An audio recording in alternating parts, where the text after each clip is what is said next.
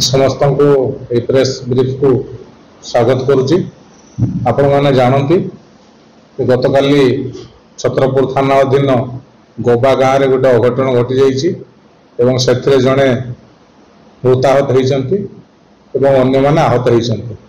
ए बाबद सुधीर स्वाई पिता गणपति स्वाई साकिन गोबा थाना छत्रपुर तांको रिपोर्ट क्रमे छत्रपुर थाना रे केस नंबर 405 डेट 2/7/25 तारीख एक मर्डर केस रुजु होती केस तदंत अब्याहत रही। आईएसी छत्रपुर निजे केस तदंत भार नहीं। आपण मानकर घटनावली गत काली 2/7/25 तारीख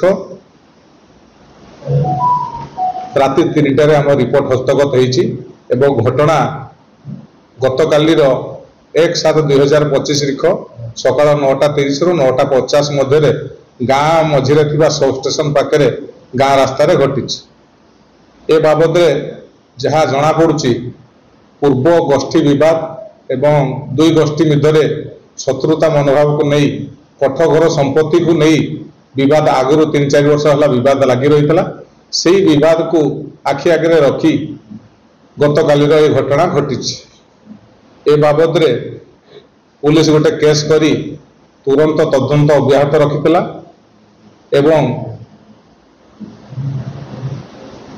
आहत माने तांकर संपर्क सहित सांगे सांगे छत्रपुर मेडिकल को आसते एवं छत्रपुर मेडिकल डाक्तर परामर्श अनुजाई तांको एमकेसीजी मेडिकल बरहमपुर को पठाइला एवं चिकित्सा समय रे तोफान स्वाई पिता राम स्वाई साकेन गोबा तांकर देहांत होइतला। अन्य माने अन्य आहत माने यथा सुधीर स्वाई आदित्य साहू राहुल स्वाई सेमाने मध्य एमकेसीजी मेडिकल रे चिकित्साधीन अछंती। घटनार विवरणी केवल कठघर संपत्ति को नहीं यही घटना घटी एवं ए बाबद रे तुरंत तदंत करी 5 जन आसामी को आज आम गिरफ करचु। आसामी माने हेले निरंजन स्वाई ओरफ नीर, हर्ष साहू, गौरी शंकर स्वाई, निरंजन स्वाई ओरफ नीर, हर्ष साहू, गौरी शंकर स्वाई, तपन साहू, अखिल स्वाई समस्त घर गोबा ग्राम रे। गौरी शंकर स्वाई, तपन साहू, अखिल स्वाई आज्ञा समस्त घर गोबा ग्राम रे एवं घटनास्थल गोटे बाउंस ठेंगा 3 हल चप्पल जबत करा जायछि। सब पोस्टमार्टम करा जायछि। पोस्टमार्टम परे जो डिसीज रो लुगापटा मध्य जबत करा जायछि। तदंत अब्याहत रही। आउ जो जो मानकर संपृक्ति केस रे आसीबो समस्त को तुरंत गिरफ्त करा दिबो। ए बाबद 20 जन ना एफआईआर होती आम पुंखानुपुंख तदंत करुचु। से जार भी संपृक्ति थी निश्चित भाव में गिरफ्त करा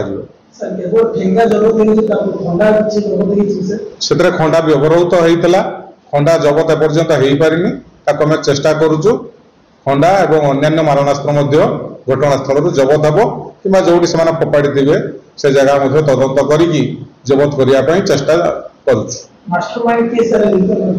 बाबद मास्टरमाइंड सेमती किसी कहीहबनी। ए गाँ विवाद ही मुख्य कारण गोष्ठी विवाद और कठघर को ए दी गोष्ठी मध्य तिक्तकता मनोभाव को लेकिन हत्याकांड घटी।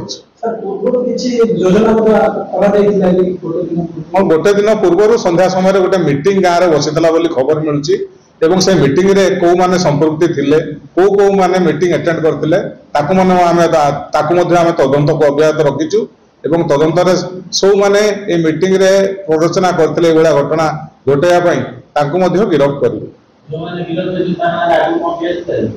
आगु गोबा गाँव में 3-4टा ये गोष्ठी विवाद केस होती आम तर्जमा करुचु। इनवॉल्वमेंट जार थिबो सेटा मध्ये जना पड़िजिवो। अन्य मानक आनिक पचरा उचरा होउची। वर्तमान पय आम 5 जनकर सठिक तथ्य पाइला परे तांको गिरफ्त करचु एवं आज कोर्ट चालान करा जिवो।